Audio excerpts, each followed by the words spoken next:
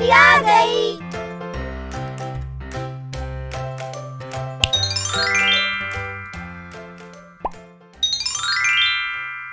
दशमलव का प्रयोग।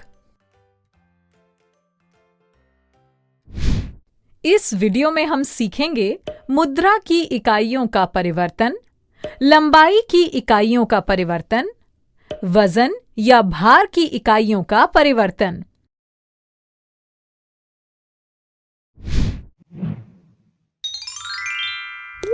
मुद्रा की इकाइयों का परिवर्तन। बच्चों, क्या आप मुझे बता सकते हो कि 1 रुपए में कितने पैसे होते हैं? हाँ, बिल्कुल सही। 1 रुपए में 100 पैसे होते हैं। अच्छा, अगर मैं ये पूछूं कि 1 पैसा में कितने रुपए होते हैं, तो चलिए देखते हैं। 100 पैसे बराबर होते हैं 1 रुपए के, ठीक है? तो 1 पैसा बराबर होगा 1/100 रुपए के, है ना? अच्छा, तो अब हमें यह पता चल गया कि 1 पैसे में 1/100 रुपए होते हैं। बच्चों, इसे सरल रूप से लिखने के लिए हम एक काम करते हैं। हम 1 को 100 से भाग देते हैं, ठीक है? 1 को 100 से भाग देने पर हमें क्या मिलेगा? बच्चों, यहां पर भाजक 100 में 2 जीरो हैं, इसलिए भाज्य 1 को भाजक 100 से भाग देने पर 1 के बाईं तरफ 2 स्थानों के बाद हम दशमलव बिंदु लगाएंगे। हमें मिलेगा 0.01। तो अब हम ये कह सकते हैं कि 1 पैसा में 0.01 रुपए होते हैं, ठीक है ना? अच्छा, अब इसी तरह बताइए 45 पैसे कितने रुपए के बराबर होंगे? बच्चों, अभी हमने पढ़ा कि 1 पैसा में 1/100 रुपए होते हैं, तो 45 पैसों में होंगे 45 गुना 1/100 रुपए, यानी 45/100 रुपए। इसे हल करके मिला 0.45। तो बच्चों, 45 पैसे बराबर होंगे 0.45 रुपए के, ठीक है? और हाँ बच्चों, एक बात हमेशा याद रखनी है, जब भी हम भारतीय मुद्रा को दशमलव में लिखेंगे तो दशमलव के 2 स्थानों तक लिखेंगे, ठीक है? जैसे 75 पैसे को लिखेंगे 0.750 रुपए, सही है? अरे ये सही नहीं है। अभी तो बताया था मुद्रा को दशमलव के बाद केवल 2 स्थानों तक ही लिखेंगे। तो 75 पैसे को क्या लिखेंगे? 0.75 रुपए ना? बिल्कुल ठीक।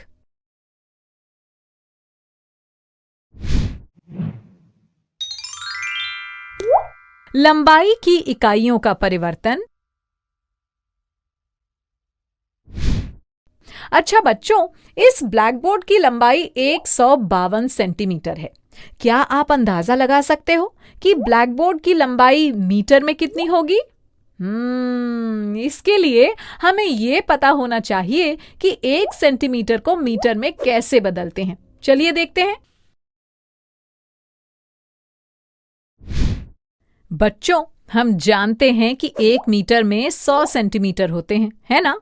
अच्छा, इस बात को हम ऐसे भी कह सकते हैं कि 100 सेंटीमीटर बराबर होते हैं 1 मीटर के। तो 1 सेंटीमीटर बराबर होगा 1/100 मीटर के, ठीक है? अब 1 को 100 से भाग देने पर हमें मिलेगा 0.01। इसलिए हम ये कह सकते हैं कि 1 सेंटीमीटर बराबर होता है 0.01 मीटर के, ठीक है ना? चलिए, अब ब्लैक बोर्ड की लंबाई 152 सेंटीमीटर को मीटर में बदलते हैं। 1 सेंटीमीटर बराबर है 1/100 मीटर के, तो 152 सेंटीमीटर बराबर होगा 152 गुणा 1/100 मीटर के, यानी 152/100 मीटर के, है ना? अच्छा बताइए कि 152 को 100 से भाग देने पर क्या मिलेगा? बिल्कुल सही, 1.52। यानी हम ये कह सकते हैं कि 152 सेंटीमीटर 1.52 मीटर के बराबर होगा।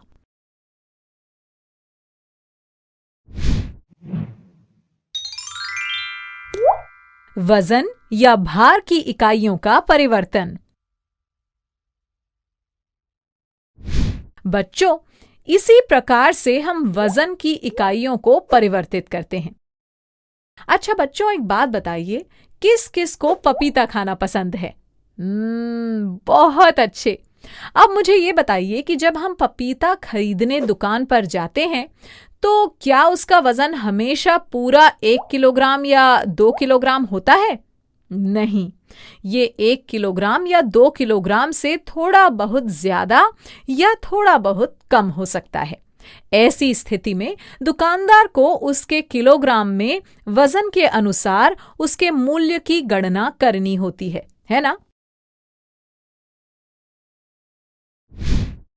मान लीजिए कि पपीते का वजन 1 किलोग्राम 750 ग्राम है और हमें इस वजन को किलोग्राम में लिखना है, तो हम लोग क्या करेंगे? चलिए देखते हैं। हमें इस वजन को किलोग्राम में लिखने के लिए 750 ग्राम को भी किलोग्राम में बदलना होगा, है ना? अच्छा, हम जानते हैं कि 1000 ग्राम बराबर होते हैं 1 किलोग्राम के, तो 1 ग्राम बराबर होगा 1/1000 किलोग्राम के, ठीक है? और 750 ग्राम बराबर होगा 750 गुना 1/1000 किलोग्राम के, यानी 0.750 किलोग्राम के। तो बताओ पपीते का वजन कितना हुआ? हाँ, 1 किलोग्राम प्लस 0.750 किलोग्राम, ये हुआ 1.750 किलोग्राम। बच्चों, इस प्रकार से हम ग्राम में दिए हुए वजन को किलोग्राम में बदल सकते हैं।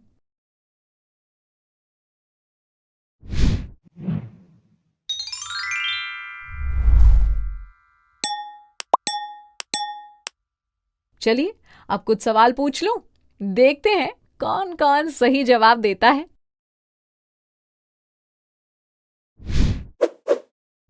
इस रिक्त स्थान को पूरा करिए।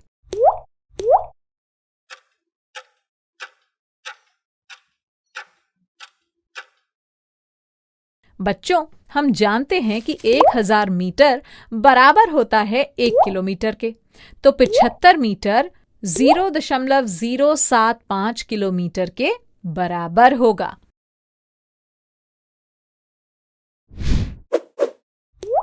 ये कथन सत्य है या असत्य?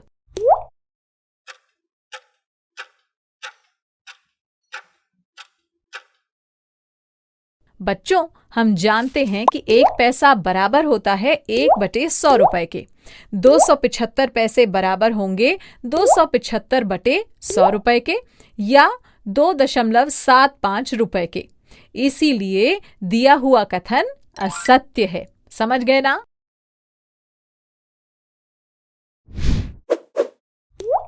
अच्छा बच्चों, 500 मीटर 50 सेंटीमीटर को मीटर में बदलने पर उत्तर क्या मिलेगा?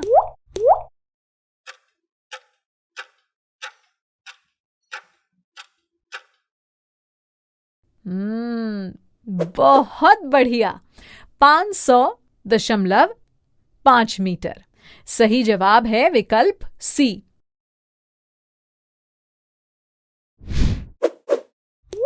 चलिए अगला प्रश्न देखते हैं। 1235 पैसे बराबर कितने रुपए? बताइए बताइए, किसके बराबर होगा?